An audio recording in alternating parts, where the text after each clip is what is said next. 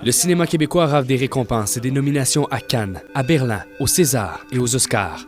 Or, selon un sondage de Léger Marketing paru au début de l'année 2013, plus de 80% de la population affirmait ne pas avoir vu de film québécois.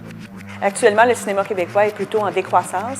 On a eu des très, très belles années, des environs 2003 à 2006, avec Les Invasions barbares, avec Crazy, avec La Grande Séduction, qui ont gagné énormément de prix d'ailleurs à l'étranger, mais qui ont été des grands succès en termes de chiffres au Québec. Même s'il y a une production plus abondante et qu'elle est beaucoup plus visible à l'étranger, il n'y a pas vraiment une constance dans l'intérêt du public national pour les films d'ici. L'industrie cinématographique québécoise survit grâce à des subventions puisque la faible population ne lui permet pas de s'autofinancer.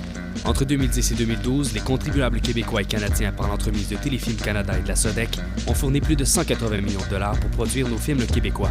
Je pense que c'est très évident qu'il y a un manque de subventions envers notre industrie culturelle qu'est le cinéma québécois, particulièrement par le gouvernement Harper, qui, je n'hésite pas à le dire, là, boycotte la culture québécoise. Je pense qu'au Québec, on devrait être content que l'État soit si généreux envers le cinéma, mais à cause de la compétition très forte des majors, la place du cinéma québécois est petite et difficile à maintenir. Puis, ça ne sert à rien de faire 70 longs-métrages par année s'il y en a juste une dizaine qui survivent en salle plus qu'une semaine. Une solution envisageable serait peut-être de produire moins de films? Si on en sortait moins d'un côté, peut-être serait-il de meilleure qualité. On peut le supposer.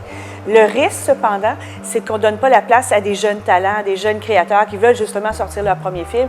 Effectivement, des cinéastes prometteurs, il y en a au Québec. Mais ils doivent bien souvent faire leurs preuves auprès de la critique avant que le public québécois leur donne rendez-vous.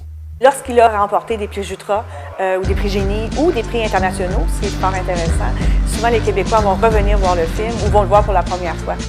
Il suffit de penser au jeune réalisateur Xavier Dolan, qui a présenté ses 3 longs-métrages au César, en France, ce qui lui a permis de gagner en popularité à l'international, tout comme au Québec. Il est connu à l'étranger. Les gens à l'étranger, par exemple, au Festival de Cannes et à d'autres festivals, vont courir aller voir ses films. Donc, c'est davantage ça que juste le nom cinéma québécois qui pourrait attirer le public. Grâce à une participation accrue des films québécois à la cérémonie des Oscars ainsi qu'à plusieurs festivals internationaux, le Québec réussit à créer sa place à l'international et à laisser sa marque unique. Dans le gigantisme du monde actuel, que notre culture soit visible comme ça par son cinéma, on pourrait difficilement faire mieux. Au Québec, on parle davantage de succès au box-office, alors que dans les festivals internationaux, il s'agit davantage d'un succès critique.